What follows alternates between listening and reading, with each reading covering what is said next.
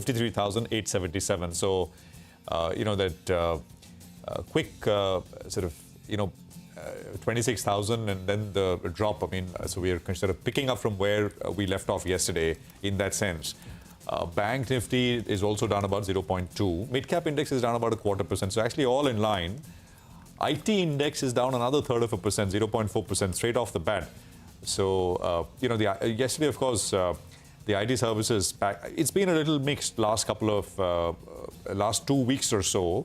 It's been more down than up, the IT services pack. And look at the heat map on the Nifty, which is coming up. It's overwhelmingly in the red. 30 stocks almost down and about 20 which are starting higher. Srivi.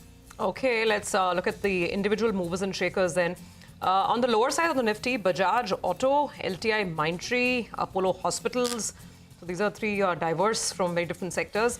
Then there is Britannia and Lever. So some profit-taking, even Asian Paints for that matter, some of that profit-taking trend that we saw in FMCG. That is continuing this morning as well. Reliance is on the lower side. TCS is on the lower side. Infosys is on the lower side. So these are the heavyweights which are sort of keeping things down. On the flip side, like we've been saying, it's commodities and once again metals as the China exuberance continues. So Hindalco, JSW Steel, Tata Steel, these are your top drivers. And Power Grid is continuing its good form. Remember, I think it was Motilal Oswal that came out with a note on power utilities and in the entire power chain. And Power Grid is one of the stocks that they like. So still going strong, 1% up over here. L&T is higher as well. And then it starts to get a little quiet. BPCL is managing some gains for itself as well. Titan, ahead of the festive season, seeing some sparkle shape up, about 0.5% up. But very quiet, 26 points gone on the Nifty, at least as of now. But lots of stocks in the individual markets. Nigel will talk about more. And I think Delta is the one that people really have their eye on because now finally the business is going to demerge. The real estate and hospitality business will be separate and it'll be a different listed company altogether. So that's definitely one of those stocks of the morning. Well, I think investors as well, they wanted the management to be clear whether you're going to be in the casino space, the gaming space, or you're going to be in the real estate pack. So now they're giving the option. If which one you want, you could play it post this demerger. So I guess, investor plea has been accepted, and that's why, in fact, they've announced this demerger. So that's one stock that's up and about, one of the highest volume movers. Z Media, they've been talking about doing some fundraise. They put this out on the exchange late last night. So that's one stock that's higher. I think PC Jewelers as well, they had put something with regard to a fundraise as well last evening. So that one as well is up close to around 3%. Both of them, some of the highest volume movers today. Easy Trip, that large trade has happened, where we understand that the promoter entity could be looking at selling some stake out there. Explains why the stock is down closer around 6.5%. Pyramid Pharma, that's had a good run of late, and they had an analyst meet yesterday. We'll try to get you excerpts of the conversation that Ekta will have with the management by midday today. For the time being, the stock is up close to around 7%, so massive move is what we're seeing out there. Metals, well, they are shining. So the best way to play it normally is Vedanta because it has exposure to all the metals. For the time being, it's up close to around 1.5%. And Nalco as well is running along because alumina prices have been elevated. SpiceJet, the management says all is well. The street believes not quite. Because though Mr. Ajay Singh says that, the dues will come down, the employee salaries will be paid, and also the airport dues are all being paid. For the time being, the stock is down close to around 4%. Yesterday as well, there was some large selling and the stock ended with a cut of around 5%. So keep an eye out on that one as well. PNB as well down 3.5%. Prashant, what else? Well, it's a decent kind of start, right? I mean, it's not bad and in line with what expectations were. So this is actually absolutely unchanged kind of a day. 15, 16 points down, 25,924. Manish Gunwani is with us. So let's get him in. He's Chief Investment Officer at Bandhan Asset Management Company. Manish, good to have you with us here. Thanks very much. I want to start with, of course, the big story, which is the largest ever IPO, Hyundai. $3 billion IPO. Soon, Swiggy is coming, I think, planning to raise just under $500 million. There's Vari, which will be there, and so many others. The demand in that demand for paper creating its own supply. I just wanted your thoughts on it. I mean, is it evenly matched, balanced? And what does it mean for secondary markets? Does it slow the pace down just a little bit? Yeah, I would think so. So what we've been trying to do is tell investors, distributors that we need to keep our return expectations realistic. And just because structurally we are positive on liquidity because broadly we think dollar will be weak and a lot of Indian money will move from fixed income to real estate and equities. But just because you're structurally positive on liquidity doesn't mean every 6 months, 12 months, equities will give a bumper return, because this liquidity will be met with a lot of supply. And supply comes with a lag, but I think we are seeing some very big IPOs in the pipeline. And I think we should, after making very, very decent returns over last 1, 2, 3 years, we should expect that next 6, 12 months should be pretty mediocre. I mean, we should be ready for that. No one can predict, but we should be ready for that. Okay, so yes, indeed, Hyundai is going to be making all the headlines as that IPO rolls on. Manish, great to have you on the show. Thanks for joining in. But, you know, in a more broader sense, what is your stance on auto as well as auto components right now? Because we're dealing with different cues.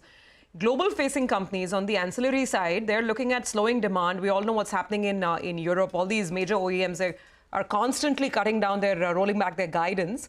But then you have the two-wheeler guys doing really well here in India, PV somewhere in between. So, you know, give us the big picture on auto. So I do think it's very difficult to find great value there because, again, stocks have run up, whereas on the ground, we're not seeing supernormal demand. In fact, I think in four-wheelers, the demand seems pretty tepid at this point of time. So in that sense, I think the probability of getting a big surprise in earnings does seem minimal at this point of time. And given the P multiples, given the market cap, so if you see the market caps of two-wheelers, as you pointed out, versus the long-term growth that is possible. Obviously, we may get a cycle because rural consumption has a chance of picking up. But when you see that this is an industry which is fairly penetrated, so if you're buying something for domestic auto scene, then you need to get something which can get massive market share, which is not easy to pick. So I do think that when you see the overall market cap of either two-wheelers or four-wheelers versus what is happening on the ground versus what are the global market caps of companies in these spaces, I do think that's very, very difficult to get great value. Hi, Manish. Good morning and good to see you. With Nigel on this side. Manish, suddenly China's coming back into play. And if China recovers, then it could be good news for the metal space. And we're seeing that these metal stocks are seeing a pop, at least as of now. What's your view? Would you build onto some of these positions? Or would you say that, you know, let's wait for more, evidence that China is actually recovering and then get in? The other tailwind is that the Fed is cutting rates, which otherwise is positive. So how are you positioned on this space? So I would have a mildly positive view on metals, more tactical, because China's recovery, unless it is directed very strongly by policy measures, which some of it has happened, but we have not seen the bazooka come out in one sense. And I do think that they need a big bazooka because the real estate sector is very big. It's under huge pressure. And also, when you see the structural issues like demographics, etc., clearly it is not a very strong country in that respect. So to expect sustained recovery in China at this point is too nascent.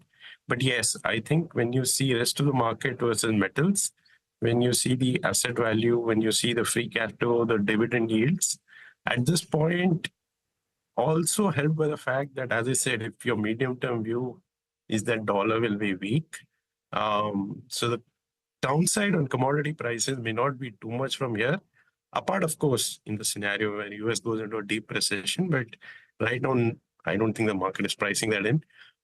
So when you see on a relative basis, I think there is decent risk reward in metals and oil today. No, absolutely. Got that. Just a quick word, if you will, on the sort of big, the large segment of the market, which is financials, Manish. The banks basically is what I'm referring to, because a lot of the capital market plays have all done very well, but banks have really not. So I just wanted your thoughts. Some believe, I mean, the underperformance is more than anything else technical because it's about 25% of the market. It's a very large segment, takes a lot to move this space. Is that it, or are there any underlying issues? No, I do think there are some challenges there, particularly on the CASA side, which we've talked before, that there are both cyclical and structural elements which are pressurizing CASA. So unless the banks display some pricing power, because if you see what is happening is that on a 1 year or 2 year basis, the balance sheet has grown more in the riskier parts, which is unsecured lending, SME lending, agri, versus the safer parts, which is AAA corporate or mortgages to salaried people. But in spite of that risk profile on the asset side moving up, we've not seen NIMs expand. In fact, we've generally seen NIM under pressure, which basically means on the same product, the margins are probably coming down, which is a lot to do with the liability cost. That if you see CASA as a proportion of the liability side, that has materially gone down over the last couple of years. Now, unless you see some kind of pricing pressure where this fall in CASA proportion is reversed by, let's say, cutting rates on savings account or something like that, very difficult to be structurally bullish. Again, the valuations are such that maybe the downside is obviously not much, but can we see massive earnings surprise? Looks doubtful. Okay, all right, Manish, we'll leave it there. A quick conversation today. Appreciate your time, but it's good to get that. Thank you very much. Now, I want to move on to the big news development in the NBFC space, which was the Reserve Bank of India lifting restrictions placed on IIFL Finance's gold loan business. Remember, these restrictions were imposed by the RBI early March. These restrictions prevented the company from sanctioning, disbursing gold loans. I caught up with Nirmal Jain, founder and chairman of the IIFL Group, to talk about what the lifting of this ban means. Have they started disbursement? And by when can we expect the gold loan book to go back to the pre-ban levels? Let's play this out. So disbursement has just begun, actually. It's just about 2-3 days. So maybe I'll say it's just since yesterday that we started our business. So, it's been a long gap and it'll take some time to ramp up. And it's very difficult to give any forecast or any projections on how quickly it will take. But what we are doing is, we are in no hurry or there's no panic to get back. We want to do it in a more steady, orderly manner and making sure that the compliance is fully met, the risk controls are in place, and it's a long-term business, and I think we'll scale up over a period of time. Just because there's no precedence to this kind of disruption and resumption of the business, so it's very difficult to give any timeline or how quickly it will be. But I think practically it has started yesterday, and the response has been very good. Customers are coming back, and there are some branches where there have been queues also. So I think customers trust us, and we hope that things will recover faster. If I can ask you, what was the amount disbursed first couple of days? What can? It's very difficult. It's not very significant. Let me put it this way. Got it. How easy or difficult is it going to be? Because you've lost market share because you were out of the market. Customers would have switched lenders, etc. as well. So what would you have to do to go out there and regain the share that you lost? Gold loan is a very short-term product, so it gets repaid fast, and that's why almost 60% of book ran down. But the converse is also true because it also builds up very fast. So typically our disbursements have been almost twice the AUM. And the customers will come back to us for the same reason that they chose us in the first place before the ban. Obviously, they like our product and services superior to the competition. And I think we remain focused on the customer. We aren't really very concerned about how the book will ramp up because the short-term product rotates much faster, and our people have been in touch. So, one fortunately good thing with hindsight is that we kept our people There have been no salary cuts, no sort of deviation of job responsibilities. So they've been servicing the customer, they've been in touch with the customers. And so the trust of customers and employees is paramount to our culture, our ethos, and that is what should help us getting back our business. Whatever feedback I'm getting from customers, employees, people on the ground, there's a positive momentum. Customers basically like us, and at the earliest opportunity, they'll shift their business back to us. That's heartening to hear.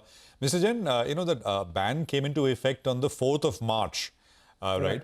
Now, I'm not asking for the near term, but just a bird's eye kind of view. How long do you think will it take for you to rebuild the gold loan portfolio to pre-ban levels? Again, you said it's not a T20 match, so you will do it properly. But is it going to take a year and a half, 2 years? What should investors expect? So I wish I knew, so my guess will be as good as yours.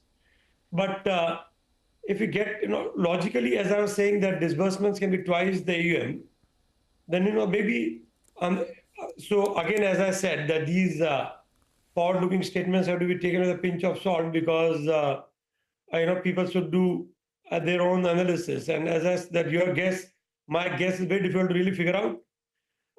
But whatever feedback we get from our people at the branches, it can take 6 to 12 months. But our target, as I said in the beginning, is not that we are really rushed to make sure that how quickly we get it, but we want to make sure that long term we have trust with the customers, and we build this business on a much stronger customer centricity, so that whenever our market share comes, is lasting and is long term. Pre-ban levels in the next 6 to 12 months.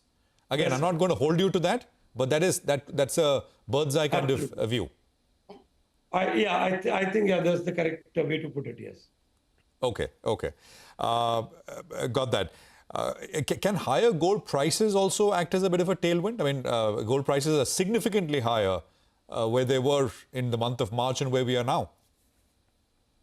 That is good and also cause of concern because I know the gold at the end of the day is a commodity, and factors have been favorable globally. But one should be cautious because gold is at record all-time high. And if there's a correction in gold loan, then with other things being equal, you see that the industry level loan assets basically decline.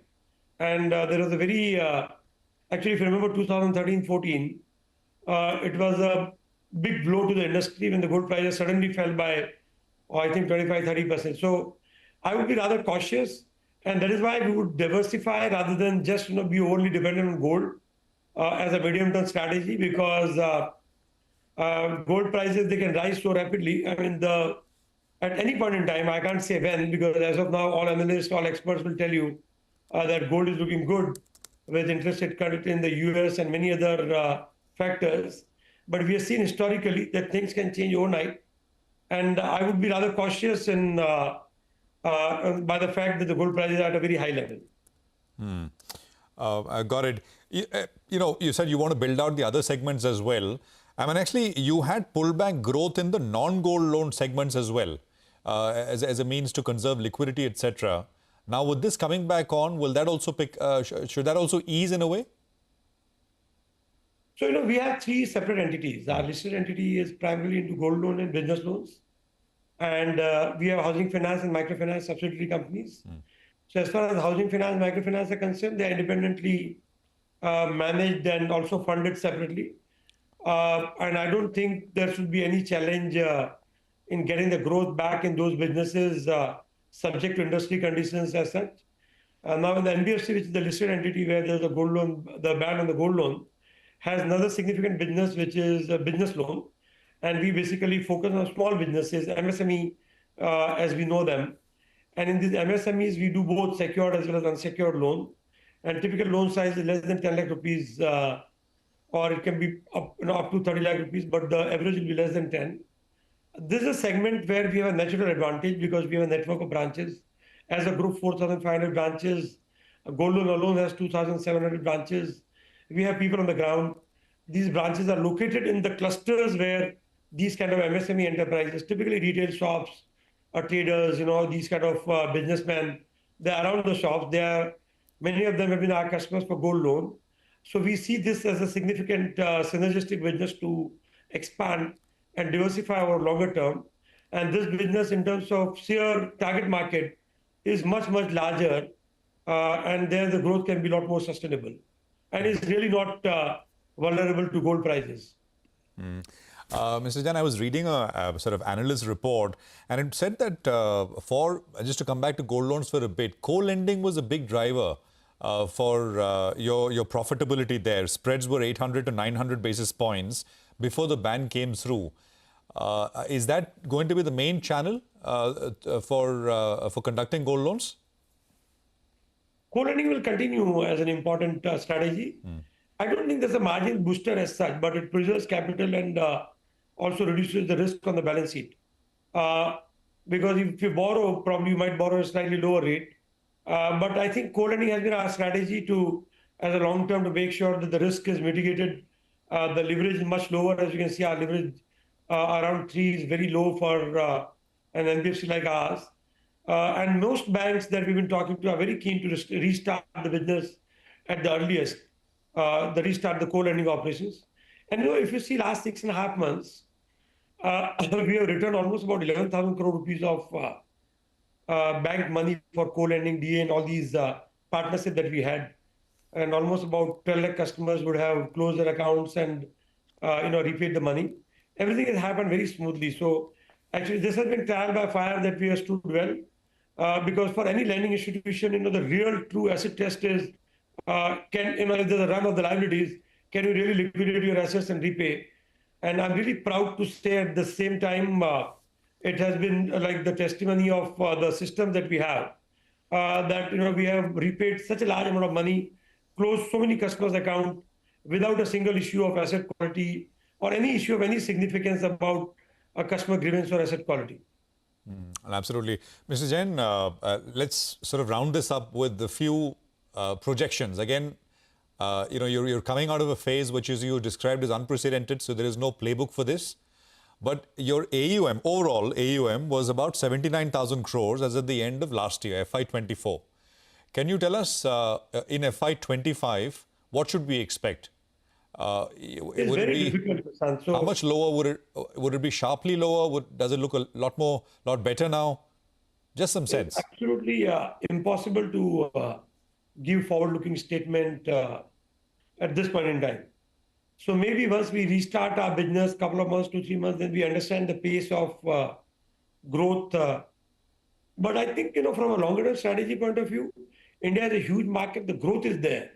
But what we learned is that we should make sure that the compliance and risk is foolproof. The customer centricity and customer service is absolutely is impeccable. Then growth is derivative and will follow. But I just cannot give any forward-looking statement. As I said, that your guess is as good as mine. So there's no point in putting numbers to that.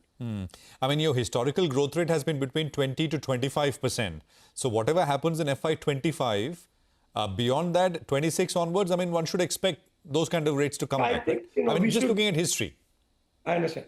So other like economy, everything remaining good, we should get back to our historical growth rate. Okay. And margins as well? I mean, are there... what's the sense? There was a little bit of a dip. Margins, yeah. So here also we don't want to get into any price cutting or in a panic state to get the business back by by being aggressive in pricing. So margins over a longer term will be maintained. In the short term, because suddenly our cost has remained where it was in terms of number of people and branches, and then the assets go down. Obviously, it will impact the margins, but I think on a steady state basis, we'll get back our margins. Okay, so we'll get back to the margin level and also to a growth rate of 20 to 25%, perhaps by FY26, once the gold business gets back on track. And when does that happen? Well, 6 to 12 months is the time guidance that Mr. Jain has given to get back to the pre-RBI ban level in terms of the gold business. So that's IIFL Finance. Finally, a sigh of relief coming in from the regulator after 6 months. Let's move on and focus on the next company which is on our radar this morning, and this is MCX. Now, the company has revised transaction fees for futures and options contracts after a directive coming through from market regulator SEBI. Morgan Stanley has issued an underperformed rating on the stock. Do note that the stock has, of course, surged more than 84% just this calendar year itself. To talk about the business prospects, we have Rishi Nathani, Chief Business Officer at MCX, joining in. Rishi, good morning. Thanks so much for being with us. So let's start with this news on the transaction charges. Now, I know that this flows from a wider regulatory move that SEBI made, not just for commodity exchanges, but even stock exchanges, saying that, how much you charge should not be based on the volume of trading. There should be a flat structure. So what does this actually mean for your profitability, your revenue? Will there be a hit? Because now you can't go up to the top of the band. Earlier, the top side of the band was more than the flat number, the flat fee that you have now. So good morning. Thanks for having me here. So just let me explain that earlier all exchanges were charging transaction fees based on certain slabs. And SEBI said that it needs to be uniform and true to label, which means that the end client should pay what the exchange is charging the broker. So first of all, it brings a lot of transparency into the system. Secondly, it reduces the transaction costs of the end client. So in that sense, it's a very good move.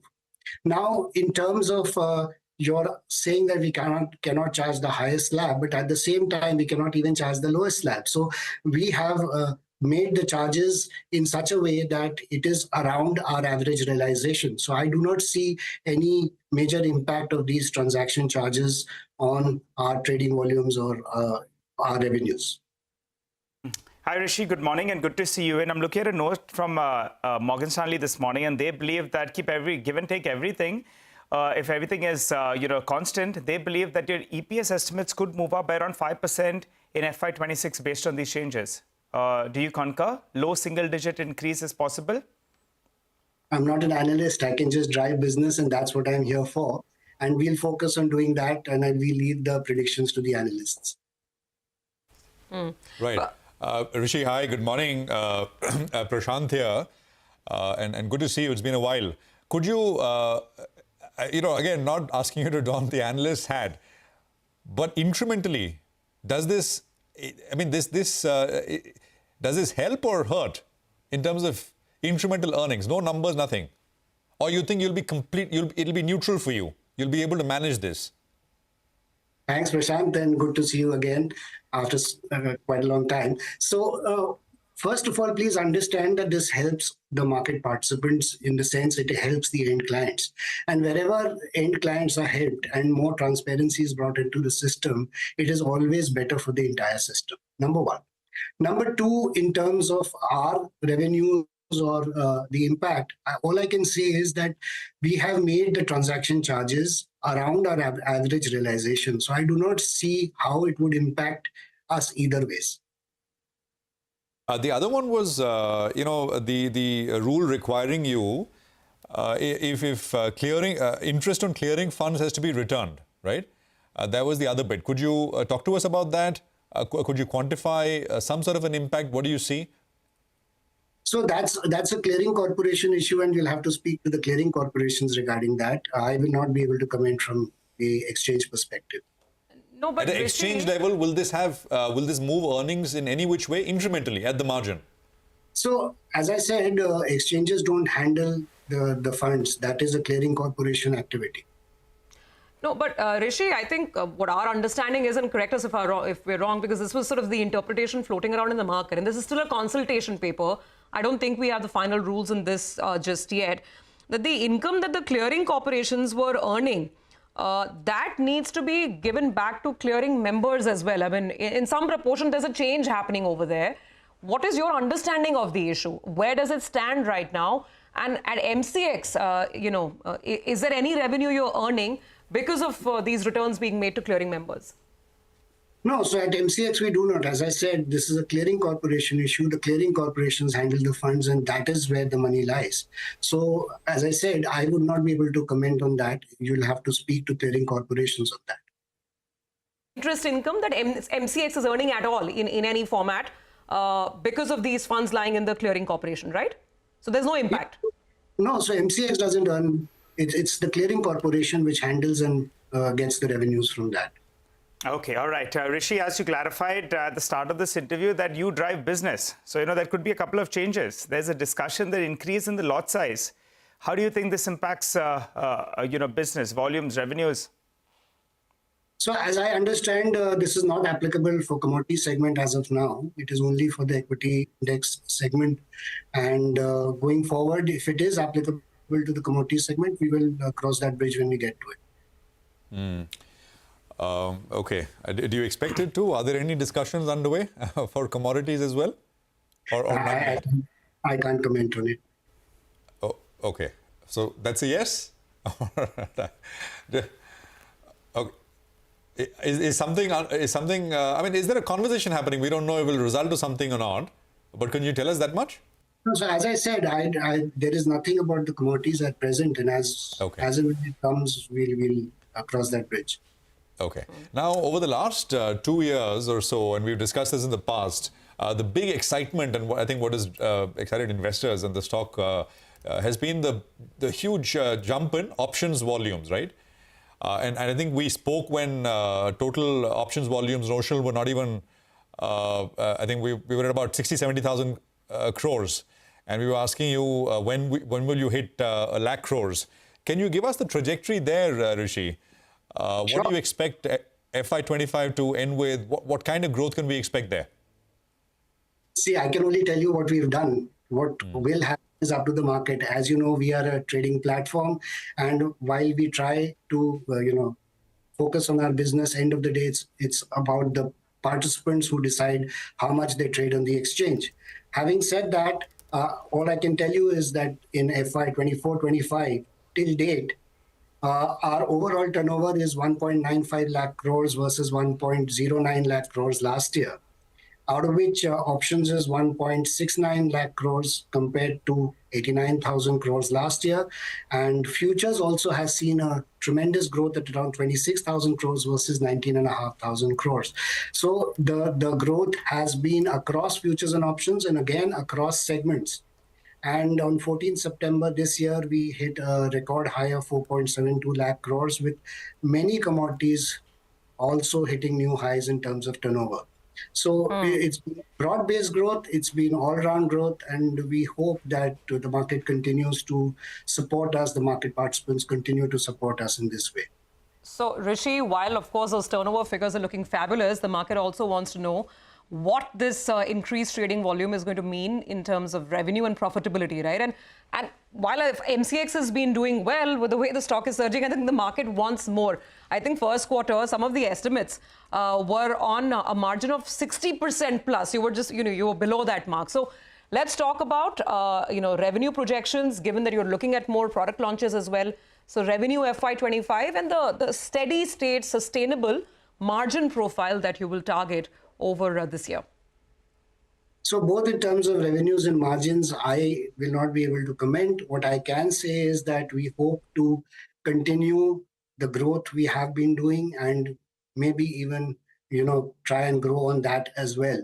So that is what I can say. We continue to focus on all our contracts, whether the existing ones, new ones, all our product segments.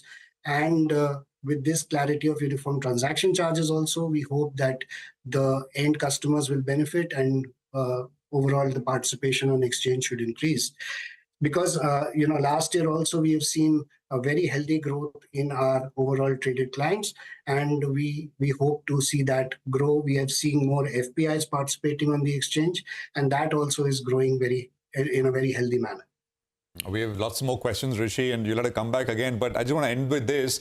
You said as of date, YTD option volumes are 1.7 lakh crores, right? That's what you said? Yeah, option volumes are 1.7 lakh crores. So another 6 months to wrap up the year, you'll be at 2.5 this year? I don't know. You extrapolate it. Because, if you look at estimates, it was 1.7 for the full year, FY25. You're already at 1.7 now. Yeah, but this is average daily turnover. So, so hopefully we should continue the growth rate. So that is what I'm trying to say, that end of the day, we do not decide what that participation is. The market decides that. All right, Rishi, we'll leave it there. Thank you very much for your time. Appreciate it very much here on CNBC TV18. Well, we'll take a quick commercial break here. We're going to come back and look at the market. We've got one more company joining us on the other side, Kim's, the hospital company. Stay with us.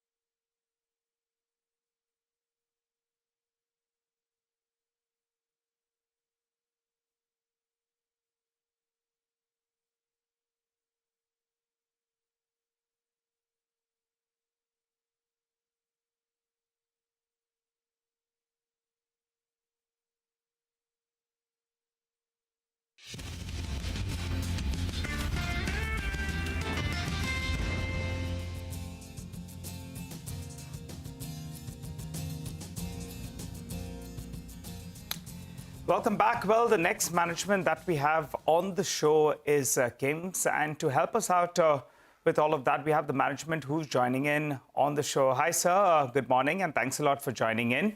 Well, when we spoke last in August, you had indicated that Q2 will be better than Q1. So, Mr. Rao, what's your take? As of now, have RPOBs improved? Have the occupancies as well improved? Give us a rough number of how things have shaped up in Q2 in comparison to Q1. See, as we mentioned before, Q2, what was the anticipation was a little better than Q1, but we don't know. We haven't got it. Once the results comes in the next month, then we'll be able to know. But otherwise, now the occupancy and everything is going as we planned. So definitely that is the one. All right. So occupancy has been in the vicinity of around mid-50s?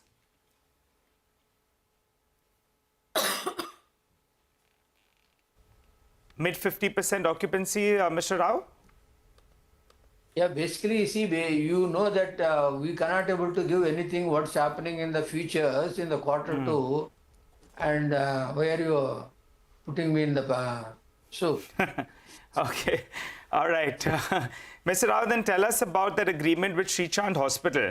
You've also done that acquisition of that hospital in Vizag. So how are things shaping up on that front? You can at least talk to us about a couple of assets. What is it doing currently, and how do you see it shaping up? Yeah, Vizag have been acquired, and we know the market in the last 10 years, and then we understand there is a great potential, and we got a good opportunity. We took over that entire thing 100%, and we are very, very confident. Now we are recruiting more and more manpower. Definitely it will show good results as we expected. Sir, so okay, now that there's inorganic growth, there's organic growth as well. So let's just put it in terms of number of beds. Where are you now? And by the time, all of these ramp up and your capex for the year ramp ups, what will the total bed capacity go up to? And how much more money are you looking to put to work? Because you've done several of these, key acquisitions this year already. Are you looking for more? How much money are you willing to spend, both on the organic side and the inorganic side? See, basically, as of now, we have 4,000 beds. In the next 2-3 years, we are expecting around another 3,000 beds in the 2 to 3 years period.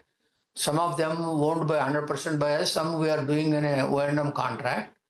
And with this, as we've been planned very well about our finances, mostly we may not able to require any external funds. We will be able to generate from our internal accruals along with the debt. As the debt may not able to cross maximum, we are trying to debt 1:1.5. Maybe in 1 or 2 quarters, it may go up to 2. That's it. So So you go from 4,000 beds to 7,000 beds over the next 2 to 3 years, and in the process, Yes. maybe debt equity goes up to 2 times. What is the cash in the books as of now, and what will be the total expenditure on this in this capex 3-year program of adding 3,000 beds? I think in 2 to 3 years will be around maybe 1,200 crores. Out of that, we may generate maybe another 600 crores we borrow from the banks. Okay, all right. So, and just if you could leave us with expectations for this year, FY25, revenue growth and basically the margins as some of the recent acquisitions they come on stream.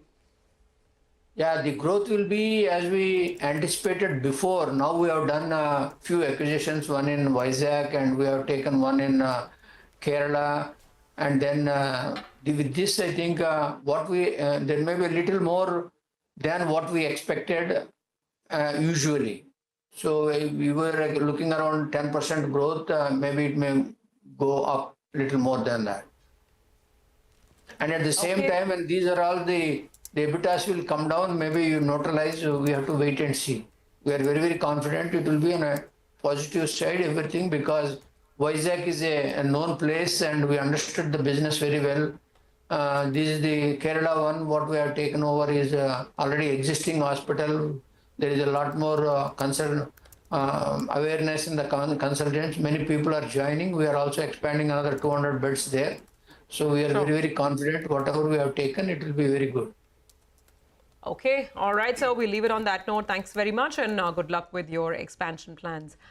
Well, let's move on then back to the market, and the market for the time being is actually bounced in the green. So we started slightly negative. Now the buyers have come in, and let's see if they can build on it. 5 points higher on the Nifty. The only problem is the mid-cap index is still slightly negative. So let's see if that position also turns around. But there you go, sort of red and green right now on the green side. Speaking of the markets, let's get to our next big conversation. Market veteran Manish Chokhani says he's very cautious in the infra space as well as in the industrial sectors, as these are not typically high return areas. Speaking exclusively to CNBC-TV18, Chokhani mentions that he is hopeful that financialization and equity asset reallocation trends should last for decades. Listen in to excerpts of a conversation with him. Let's say our favorite stock this year was, say, Zomato. It's a $30 billion market cap. Let's say we expect the market normally to give you a 15% CAGR for 10 years, which is 4 times. So it should be a $120 billion market cap in 10 years. Let's say it's a 30p by then, because it'll be a fairly large company. So it needs a $4 billion PAT, profit after tax. To get to a $4 billion PAT, just for context, today TCS with 6 lakh employees makes $6 billion. So is this possible? How will they do it? Will they add more lines? I mean, Amazons of the world have done it. They started somewhere and they ended elsewhere. But if you're taking that bet, your time horizon has to be that, or your return expectation has to be that much lower. And that's the sort of stuff going on over here. Got that. I want to talk about leadership in this bull market as well. And we'll get back to what to do and advice for investors a little later. So PSUs, capital goods, real estate, infrastructure, that's essentially been the leader of the bull market. But we were defense, etc., right? That part, it looks like we're starting to rotate. People are starting to rotate out of that. Which is inevitable. Inevitable. You think that's done, or is just like a pause and refresh case? Again, in terms of market cycles, when you see the leaders of every cycle, then they go to sleep for a decade. So the leadership of 2000 to 2007, which you were earlier alluding to, was indeed commodities and infrastructure, power, real estate. And then the excesses which happened in that period made them complete pariahs. So if 4 years ago we were on a show and Ramesh and I remember we would talk about PSUs and everyone was like sniggering, like, what's wrong with these chaps? But because the correction had been so steep that it's eventually an investor's job is about valuation. Like I said, the greatest Infosys may not give you the return, and the what so-called poorest PSU may give you the best return. So it was a mean reversion trade which happened, and of course all the right policy things happened for infrastructure and defense and railways and so on. So you go from being what I call terrible to bad is a rate of change, but you went from terrible to being good. So that rate of change is so dramatic that's what the markets have discounted. And now maybe to great. And now you're imagining it to be great. Some of them may make it, but most of them won't. So I would be very, very cautious in those kinds of places. And typically, these are not high return areas. By definition, if you make 25% IRR in an infrastructure business, the cost to the consumer, which is the average public, is going to be too high. So your money made is really on leverage, and therefore the return on equity comes in that business. So. And people are shy of doing leverage after, again, the last cycle. Even the flip of it, sorry to just complete, the leadership of the last cycle was all the high-quality businesses in the last decade, which were all getting re-rated. Asian Paints, Page Industries, Kotak Bank, consumers, retail. even, and including banks, because banks became 30% of the index. And you're seeing that getting corrected, that Kotak, HDFC haven't performed for the last 5 years. Again, great companies. But it's the excess of that which is now getting reverted back. And now they've become so hated that when will HDFC move? And there are memes on HDFC doing the round the way it was for ITC. And then you saw the way when ITC moved, it just doubled before anyone realized it. You think... so things like that tend to happen. I can't forecast what will happen in... But you're very bullish on the financialization theme. I am very much. And financials, right? I mean, so, look, I've been presenting for years. I said there will be 4 big things which will happen in this decade in India. When you're expecting a melt-up, obviously, you get ready for it. The first, obviously, was people will come and get excited about financialization of India, and we were coming off, remember, the financial cycle. And not to say that you want to be in those same stocks which led the last cycle, and hence we had all these PSUs and stuff, and the so-called corporate banks, which have actually given staggering returns even now. The second theme was that India will have to privatize a lot. And that privatization theme, whether it's airports, ports, railway, roadways, it's basically that whole make in India, where we are taking over what the government used to do and we will do it better and faster and cheaper. That was theme 2, which has played out really well. 3 was you knew the advent of these platform plays and digitization will come.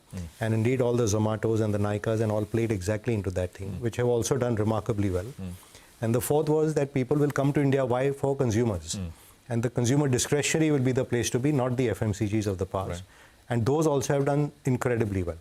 So whether it's to buy home improvement products, consumer durables, travel and tourism, and so on. So 3 of the 4 have done remarkably well, and I suspect are discounting a lot of the future. And you have to be, like Mark Faber used to famously say, in the beginning of the bull market, the entrepreneur has the vision and the investor has the money. By the end of the bull market, the investor has the vision and the entrepreneur has the money, which is happening in some places already, as I mentioned. So of those 4 big themes, I think financialization has still not fully played out. We've participated very happily in the capital market themes, which are fund managers and so on, and the ancillaries, the exchanges and so on. But the banks, which are looked on with a very sort of, as if the NPA cycle has already started coming and it will be a repeat of the previous cycle where it blew up or margins will collapse, deposits will never come back. I think the narratives are a bit misplaced over there. And therefore, it's a question of taking an asymmetrical bet with a time horizon. And of course, a return expectation which is not as spectacular as we've already had in the last 4 years. So banks and financials are... I think that's the comfort center point. Kind of zone? I mean, comfort and, look, eventually, where is wealth going to be parked? Is even today the issue in financials, which everyone tries to justify for fundamental reasons, I suspect is a lot more technical. The financials as a category must be, to my mind, 25% of India, which is $1 trillion. And to take $1 trillion market cap up, it takes a lot of money and demand. Absolutely. So if and when this money and demand comes from overseas, and when the locals wake up, that we don't necessarily think that 20% return is so easy. And actually, you can make very safe, go-to-sleep kind of 15% returns in financials. That may be the time for their moment in the sun. Having said it, they led the last bull market. So it's not like the bull market ought to come and trigger it off immediately. So it's question of what your time horizon is and what your return expectation is.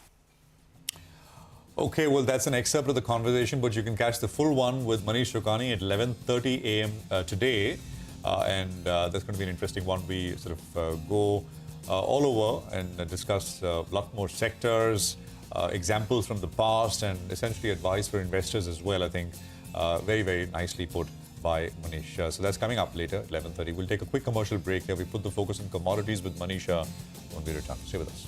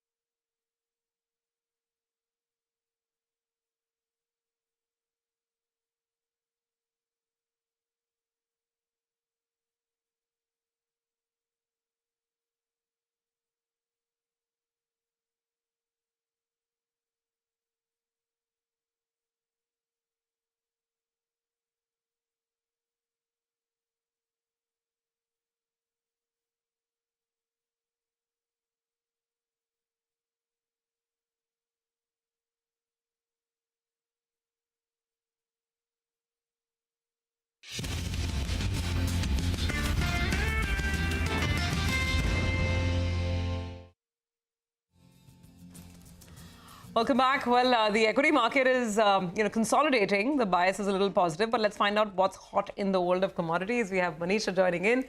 Manisha, what's catching your eye today? Everything is hot. Always in commodities.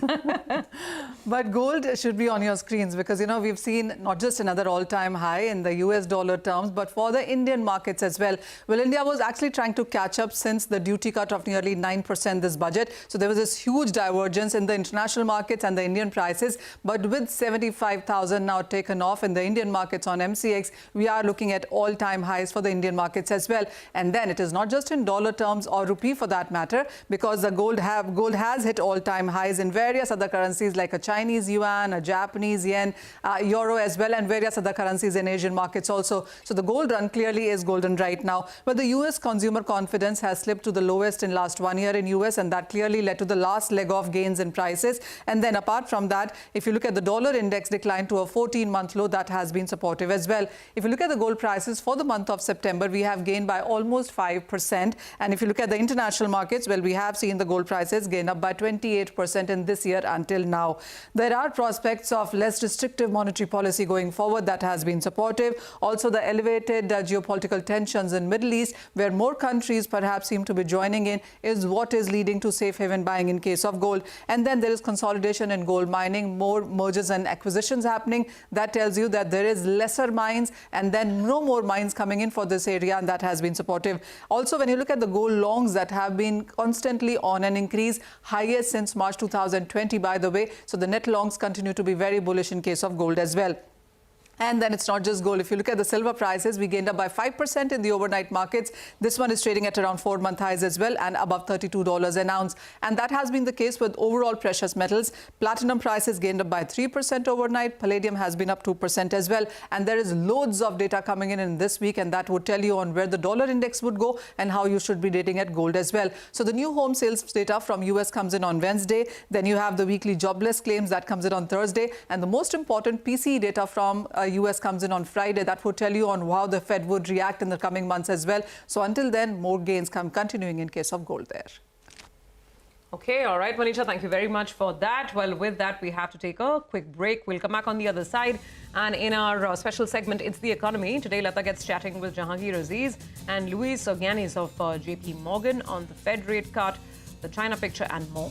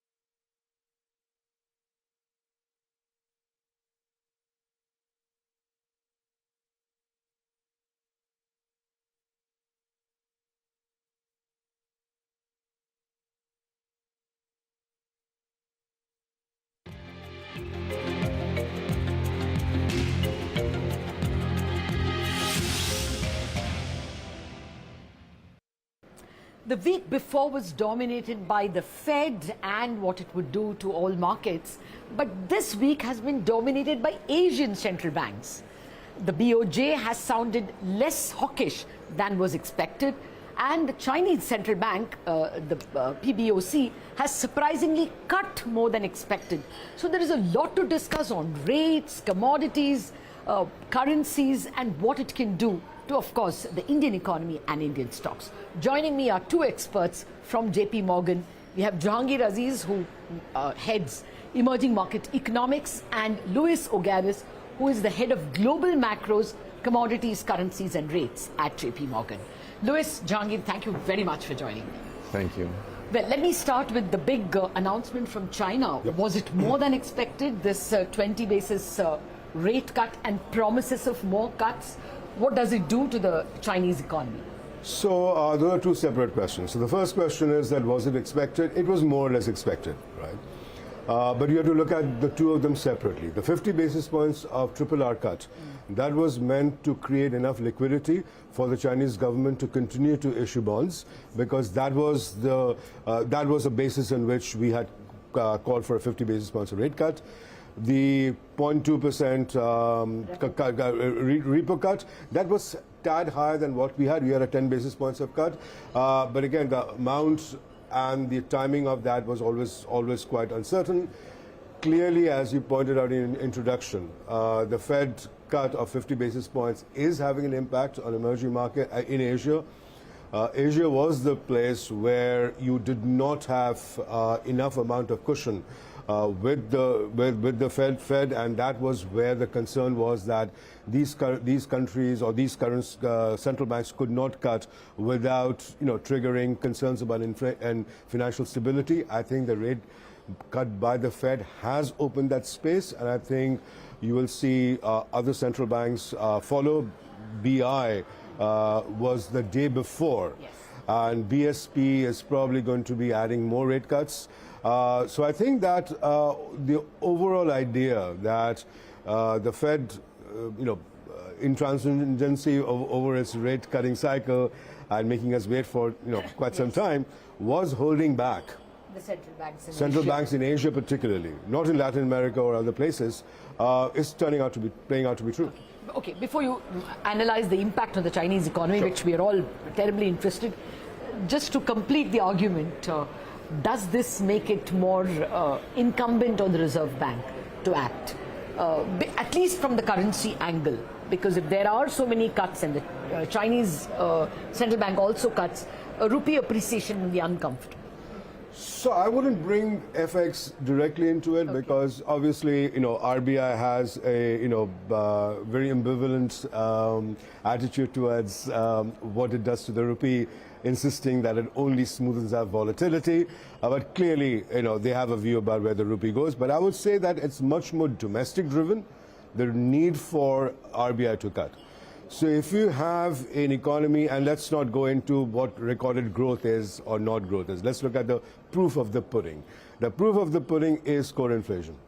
And core inflation today is at its lowest level since the inception of the index in 2012. And it has been falling over the last 9-10 months. I've lost count of that. In any country where core inflation has fallen to this low level, and it has been actually falling on a sustained basis, it always smells of serious excess capacity in the economy, and not only excess capacity, but widening excess capacity. You can have, core inflation falling 1 month and then go back at other, and then you can say, well, it's something else that was working. And but 9-10 straight months to its lowest level in 2012. So I think that it is incumbent on the RBI, just like the Fed did, which is that we need to recalibrate the restrictive terms. Nobody's asking them to be calling for a December cut or an October cut itself. So my India team does not have an October cut. They say that in October they will change their language, okay, and then there'll be December cut. I'm probably on the side that, why change the language only? If this was a 25 basis points of cut by the Fed, then I would say, yeah, change the language and then go for a December cut. It's a 50 basis points of rate cut. Okay. Well, there has been a 50 paise appreciation of the rupee. It was almost 84 and it's gone all the way to 83.50. But let's see. Let me come to the reason why perhaps core inflation is down, at least a small reason, is this huge Chinese disinflation. In specific areas like steel, EVs, solars, it's very clear. The Tata Steel managing director was on our channel on the record saying that the Chinese are selling steel HR coils at $50 lower than their own cost. So, Louis, to come to that, do you think the Chinese disinflation recedes somewhat if the rate cut recharges that economy? I don't think that that is going to recede anytime soon, because the problem is that China has a problem of excess supply right now because there is not sufficient domestic demand. There is still a problem in the real estate sector, which demands a lot of steel, to your point, or other commodities.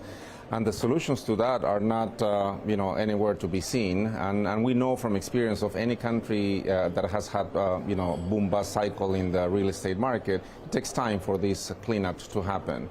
So what China is doing is obviously, keeps manufacturing and keeps flooding the global economy, global markets with its, cheaper production.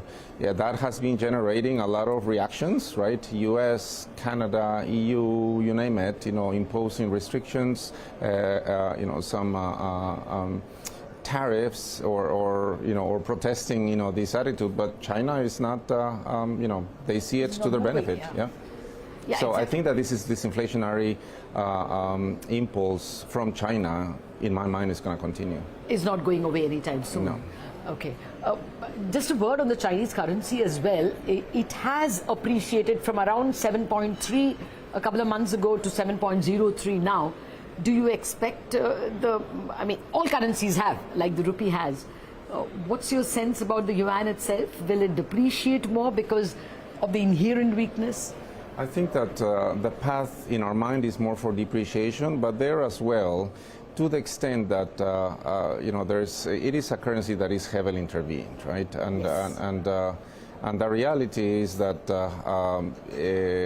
I think that at this stage, probably the Chinese authorities don't want to add insult to injury, promoting, more currency weakness than what is, strictly necessary needed. But growth weakness, interest rate cuts that you're discussing here, all that points to less support for the currency. So I think that the path should be for weakening. And we're not even talking about what may come next in the U.S. if there's tariffs, etc. Right? Oh yes, oh yes. We'll come to that because that's such a binary event, the U.S. elections.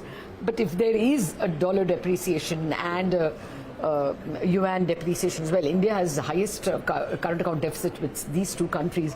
I don't see the Indian Central Bank not reacting to it, and that buttresses your point. But what about the Chinese economy itself, Jahangir? You said that the 50 basis, CRR cut or whatever, triple R cut is to give space for fiscal stimulus. With a bit of more fiscal stimulus and this monetary stimulus, are you any more confident?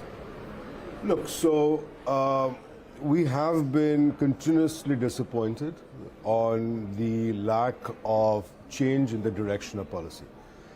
As Louis was saying, it isn't so much you need more quantum of fiscal stimulus. You need the fiscal stimulus to be in the right place. So China is facing a problem where domestic consumption has been continuously disappointing. On the other hand, if you look at fiscal policy has not provided any support to domestic consumption. Fiscal policy continues to push in towards more production. So if you have more fiscal stimulus that goes into fueling more production, then exactly what Louis said is going to happen, which is that the excess capacity increases, inventories build up, and the Chinese will have to find another market outside of China to sell their goods. Deflation is a serious concern in China, not just deflation in export prices, but also deflation internally. So we have been looking for a shift in the policy direction, not towards consumption, whether it takes the form of income transfers, whether it takes the form of more support to low-income housing, to public housing. That's the change that we have been looking for.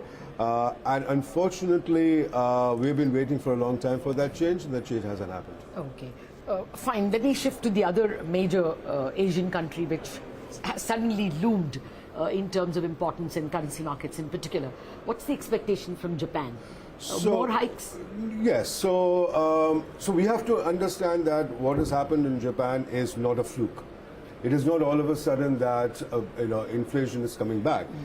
Japan did take significant amount of structural reforms in the past 2 years, and the result of all of that is that Japan finally is seeing inflation going up, wages going up, and that is being done with concerted government effort. We have a rate hike in December, but we have 2 more rate hikes in 2025. Market only has 1 rate hike right now priced in. So our view, and Louis, correct me if I'm wrong, is that if you get these 3 rate hikes rather than just only 1 rate hike, which is what the market is pricing, the yen appreciation that you've seen more likely has more legs to go on. And the argument, and just to connect to the previous point that you were trying to make about why CNY appreciated, the first leg of that appreciation, not the second leg, but the first leg of the appreciation was the unwinding of the yen carry trade. So that did have an impact. So in our mind, we are significantly above the market consensus in terms of where BOJ will go. And if that's the path, then my guess is that wind which hit us in early August, or these things don't repeat really because the world is prepared. The projection that we have is that the yen is going to be, potentially crossing Pearson again the 140 level, going to the high 130s. But this assumes a U.S. going into a soft landing and nothing dramatic happening around the U.S. elections. If we get a U.S. recession scenario, it is possible that we actually get more rate cuts by the Fed. It is possible we'll get to the low 130s or even the high 120s. This is clearly not in the market. As Jahangir said, our team expects more hikes than what the market is discounting right now. So if you speak to JP Morgan traders, dollar yen is a currency, so the yen is a currency that they seem to favor, just because it is still not consensus. People are not convinced that these inflation dynamics are here to stay, that the policy path for the BOJ is for more hikes. This is still, not everyone is believing it. Well, hold on to that thought. I have to take a break on that note. We are going to continue to speak with Jahangir and Louis. You will get to hear the whole show after market hours. For the moment, after break, Chartbusters.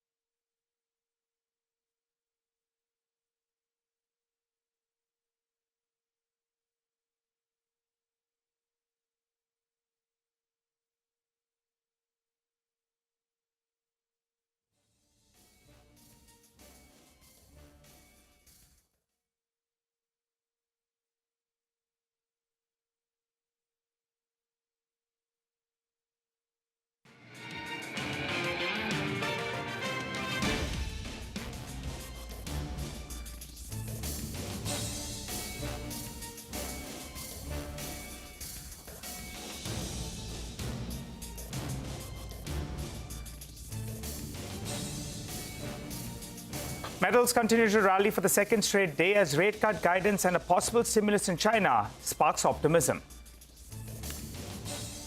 Delta Corp surges as the board approves the demerger of its realty and its hospitality business, which will be housed under listed entity Delta Penland. Investors will get 1 share of the demerged entity for every share that they hold in Delta Corp. Ease My Trip corrects nearly 8% after a big deal sees nearly around 10% equity change hands at around 38 rupees per share.